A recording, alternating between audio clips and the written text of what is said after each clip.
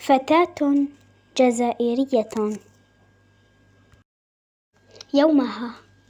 يومها قلت لجدتي: احكي لي عن الاستقلال. فتعجبت من هذا السؤال، ولكن ردت باستقبال. يومها وقف الجميع باستعداد، يقولون بصوت واحد: تحيا البلاد. وأنا في النصف واقف، لا أرى إلا كفي المغلق، وأملي المعلق بعد مدة يحقق. أتلذذ شعور الاستقلال، وبصوت فاق الجبال قلت: يا جزائر مبروك الاستقلال. وفي الأخير ما تنسوش ديروا الجيم والكومنتار وتشتركوا في القناة باش يصلكم كل جديد، وإن شاء الله يعجبكم الفيديو.